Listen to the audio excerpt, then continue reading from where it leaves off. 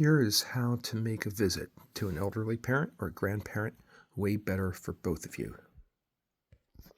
If you already visit them, that's a sign you're a good person, and a sign you're probably not a POS. If you are the latter case, then you have time to change. My life is richer at this chapter of life, having spent a few hundred hours with at least a dozen or more relatives visiting them. It's not an easy thing to do, particularly when their decline can't hold a good conversation, and there's the various gross things about dealing with an elderly person.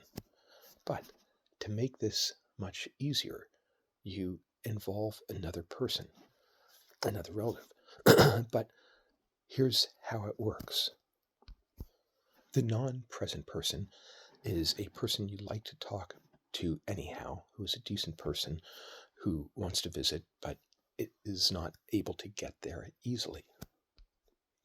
You start off with the regular conversation to the elderly person, asking about them, telling them a little bit about you. Then, when you start running out of kinds of things to talk about that they can interact with or even understand, you pivot and say, "Oh, would you like to also hear from this other person that's not there?"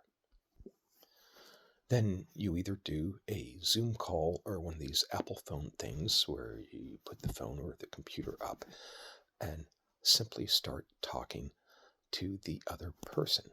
Now, here's where it really gets great for you.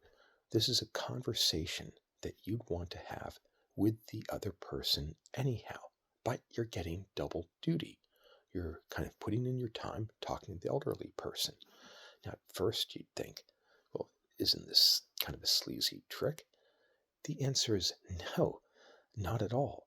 Many elderly people know they have a hard time keeping up with a conversation, but one of the things I've always seen them like is being part of another conversation.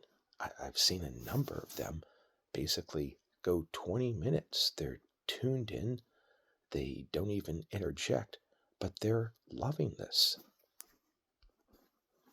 In fact, this is a great way to draw in a sibling or someone that doesn't do their fair share.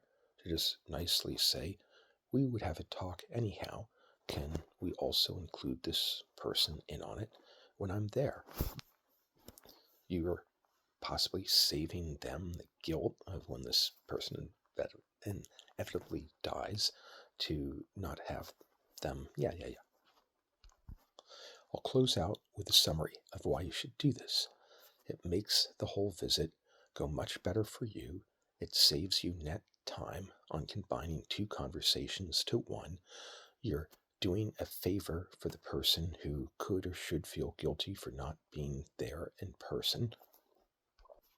And now the elderly person is feeling much more connected to the real world and is not just getting you forcing to have conversation, but seeing that the people that they love, that, let's face it, when they're gone, are okay and going to be going on. What could be better? I didn't invent this. I learned it from a sister-in-law. If this is a good message, give it legs, pass it on.